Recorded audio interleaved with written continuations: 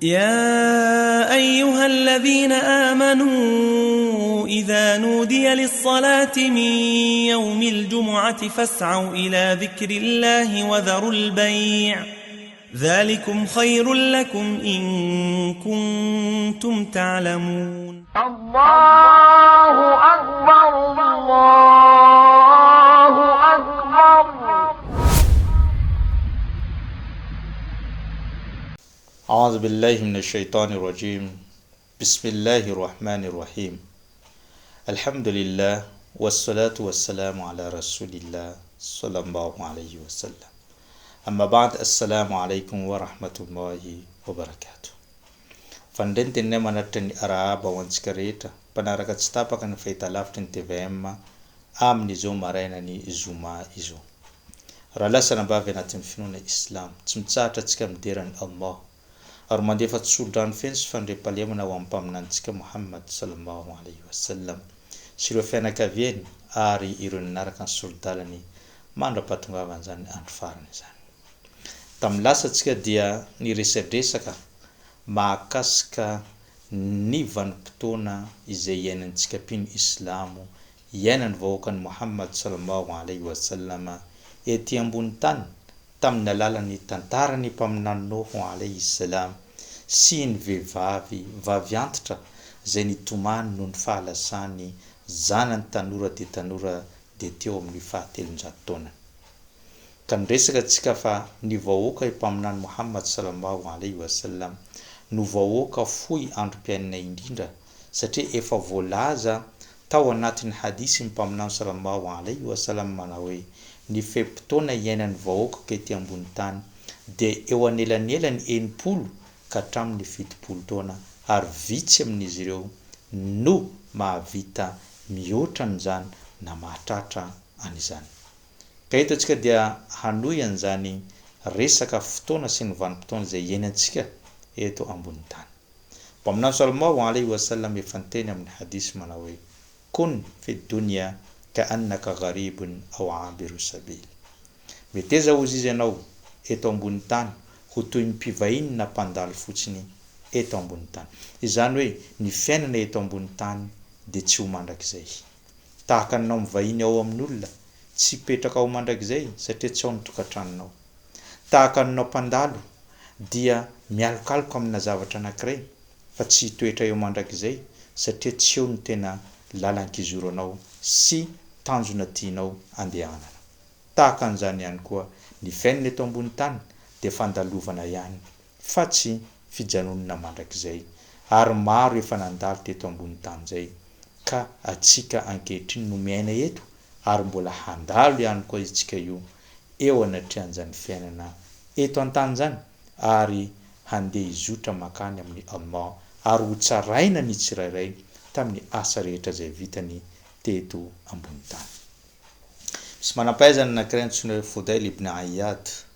de niteny izy rehefa niara-miperapetraka tamin'ireo olona maro, misy ny zokiolona de misy ny tanora, ka nananatra izy tamin'izay fotoana izay manao hoe ayyuha shuyukh inna zara idha balagha fama kana lahu illa an yustahsada. Teny izy tamin'ireo olon-dehibe, ory zokiolona, ny voly anankiray ozy izy rehefa vokatra tsara de tsy misy zavatra andrasana aminazy afa-tsy ny fampiakarana azy eny amin'ny tanàna. Izany hoe fakana n'ilay vokatra fampiakarana azy eny an-tanàna rehefa zany rehefa masaka ilay voly. Thumma altafata ila shabab, rehefa avy izy de nitodika tamin'ireo tanora ary niteny izy manao ayyuha shabab, ory tanora, inna zara kad tusibuhu al-ahata qabla an yablugha fayamut. Ny voly anankiray ozy izy mety ho tratran'ny sakatsakana eny ampaniriana ka mety maty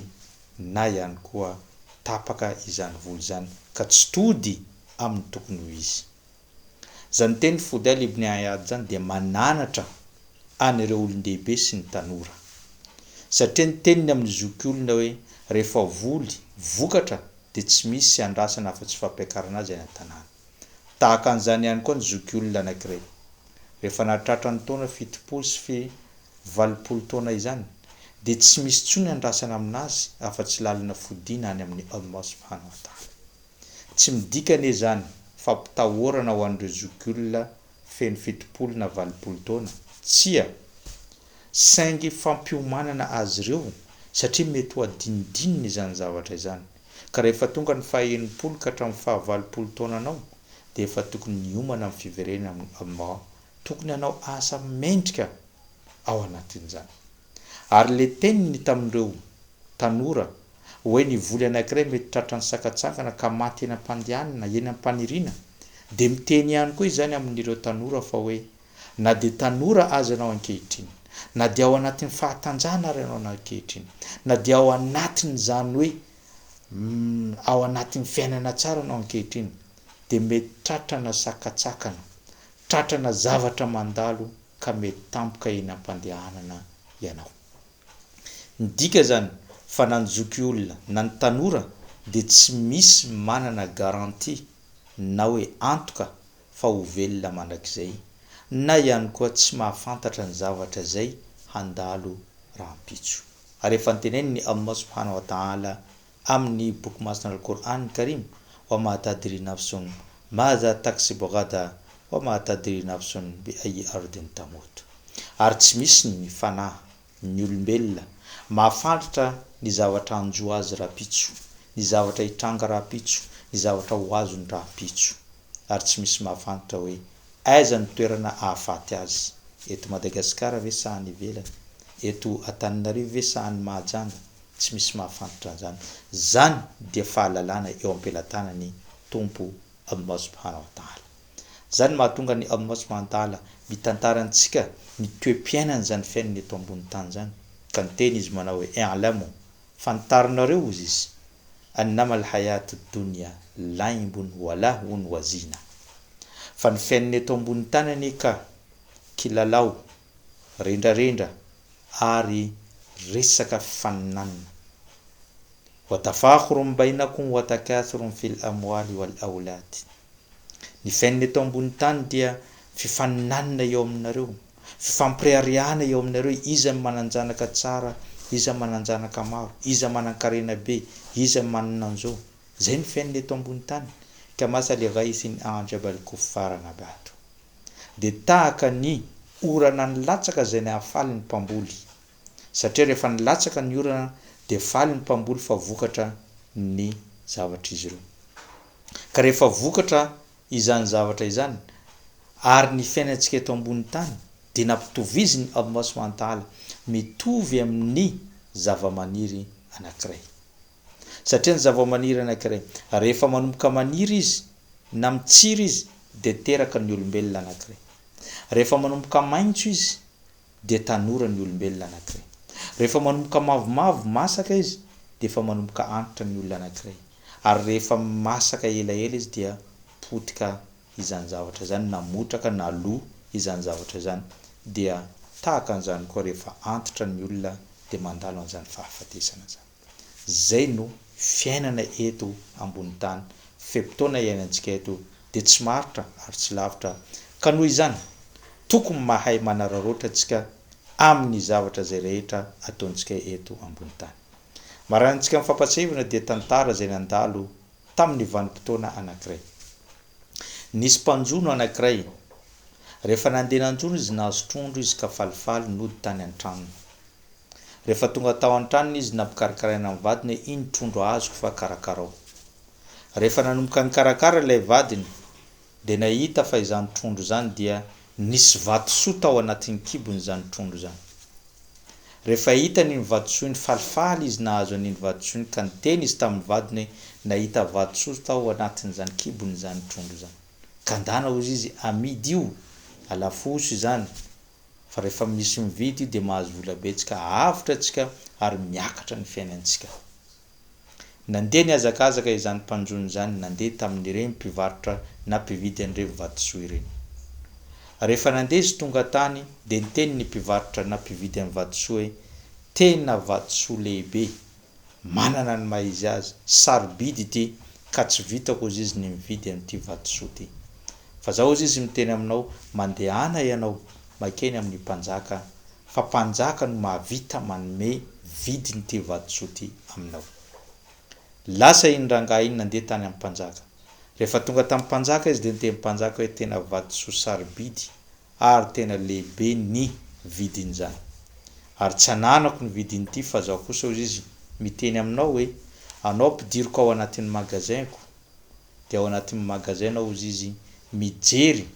hoe inona zavatra zay tianao sy zakanao entinao ary omeko enina anao zany 6 heures de temps no hipetrahanao ary rehefa tapitra zay enina zay dia alefaka ireo miaramila mamoaka anao ao mitondra anao zay zavatra azonao am'izay fotoana zay rehefa niditra tao iny lehilahy iny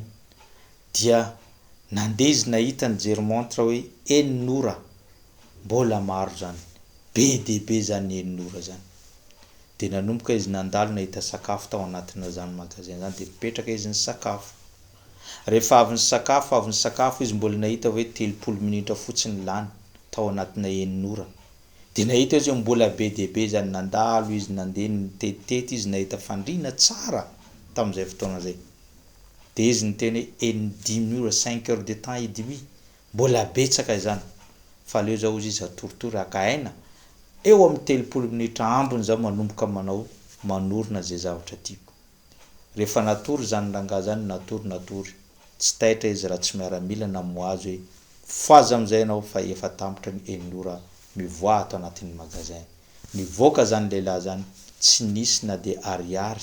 azony tamin'izay fotoana zay ka nitomany izy nitomany ary ny vady aman-jana nitomany niaraka taminy lesona lehibe izany azontsika zany satria nahoana ilay enina nomeny mpanjaka an'iny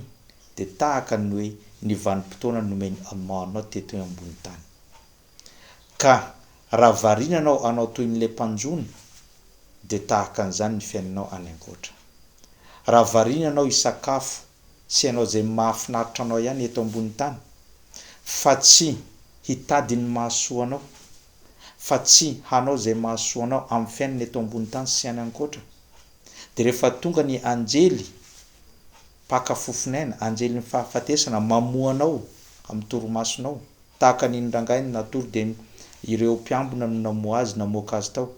dia anao koa mety ho variana amin'ity fiainana eto ambony tany ity anjely ny fahafatesana no manaitra anao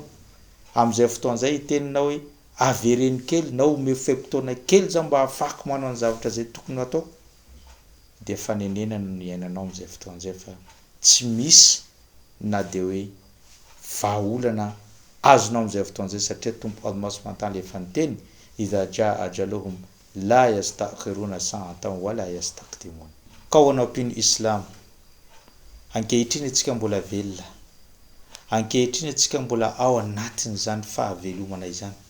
ka meteza anao mahay manararotra mahay anao manao ireo zavatra zay nanenenan'ireo olona maty sy talovan'ireo olona maty mba te hiverina aty hanao soala hanao soadaka hanao zaka izany no faniriana ho an'ireo olona maty mba miverina ety ambony tany na dia 2 minitra fotsiny handeha hiankoka amin'ny Allah subhanahu wa ta'ala fa ianao zao mbola manana 100 ora mbola manana 100 andro mbola manana volana maro mbola manana taona maro ka meteza anao hanao an'ireo zavatra zay nanenenan'ireo olona maty ary nangatahana izy ireo mba hiverina ety ambony tany anao an'izany mbola afaka manao an'izany nao ankehitriny so dia anao hanenina sy hitalao tahaka ny nataon'izy ireo amin'izay fotoana zay zay ngamba ny karazana fampatsiahivana kely avy aty aminay tamin'ny ety androany ity toy ny lesona zay niraisika tamin'ny heriny ka isorako anao nanaraka an'izany hatranam-piandohana ka hatramin'izao fiafaran'izao itenako dia mametraka mandrapitafa ho amin'ny manaraka toy izao wassalamu alaikum wa rahmatullahi